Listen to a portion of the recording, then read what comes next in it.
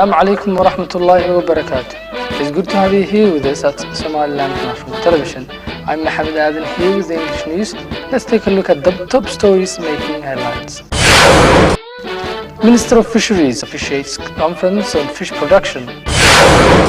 Cultural leaders of Haji Salah welcome House of Elders vote in favor of extending government's tenure. Casualties reported as Nepal struck by fresh earthquake.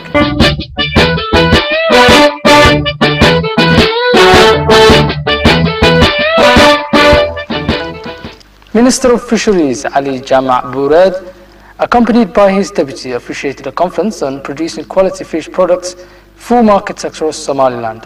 The event had in attendance senior government officials, representatives of several organizations, and other distinguished guests. Minister of Fisheries Ali Jama' Burad spoke at the event, highlighting the underlying necessity of taking the fisheries sector forward by the collective efforts of the government and citizens. Minister Burad stated that quality fish products should be supplied to local markets of Somaliland produced by local industries, which further grow the economy of Somaliland and can increase the income of all citizens by utilizing fish products. Other keynote speakers representing government institutions and UN organizations spoke of the fundamental responsibility upon all citizens in developing the economy of their country by investing in the fisheries sector to make use of opportunities available in their respective nation. Following the vote casted in favor of extending President's tenure in office by the House of Elders, cultural leaders and residents across Somaliland have hailed the move as crucial to the country's progress. Cultural leaders of Haji Salah district indicated that it was a praiseworthy step to extend the President's term due to the government efforts on portraying development across the country. The cultural leaders sent a stern message to opposition parties to work on progress and security of Somaliland, not only in the interest of government, but in the interest of all citizens. The Somaliland cultural leaders across the regions have been expressing welcome for yesterday's move as monumental and urged citizens not to indulge destructive opposition statements. An event held in Hargeisa to reward students who excelled in a competition held between students at 26 June.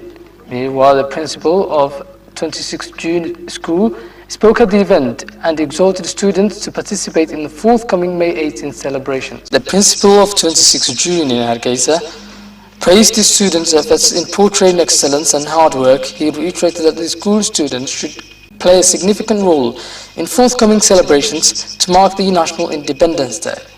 The state school provides education to hundreds of students, as the school principal told SLNTV.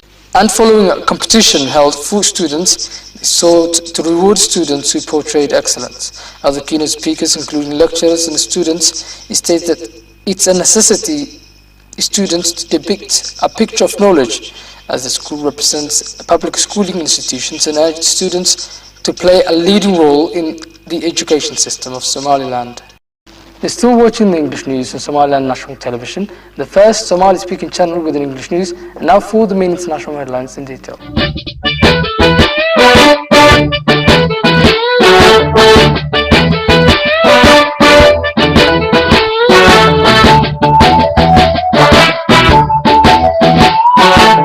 Violence and tensions between ethnic Albanian groups and the authorities in former Yugoslav Republic of Macedonia are threatening other countries in the region, Serbia's Prime Minister has warned.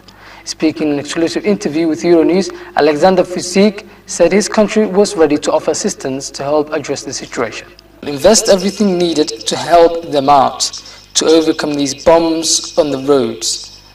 Create a stable environment in their country, and whatever they think might be helpful, will deliver on it, he told Isabel Kumar, because that is the most important issue for all of us, because if we have riots and unrest in Macedonia, it might easily spill over to other areas of the Western Balkans. The United Nations has also expressed concern at the events of recent days, so security forces involved in gun battles on the streets of the northern town of Kumanovo.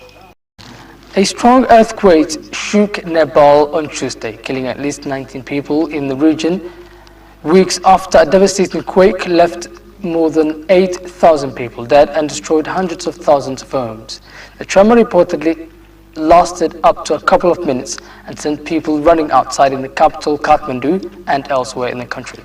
The US Geological Survey has estimated the magnitude of the earthquake to be 7.3. The tremor struck 68 kilometers west of the town of Namche Bazaar, close to Mount Everest and not far from the border with Tibet. A spokesman for the International Organization for Migration told Reuters by telephone that several buildings had collapsed in Shawatara, while a Nepalese Interior Ministry official says the new quake has killed at least 19 people and injured almost 1,000 more. The town east of Kathmandu had already suffered serious destruction in the earthquake in April. That's it for this edition of the English News. Thank you for joining us. Catch us at the same time tomorrow. Until then, goodbye and take care.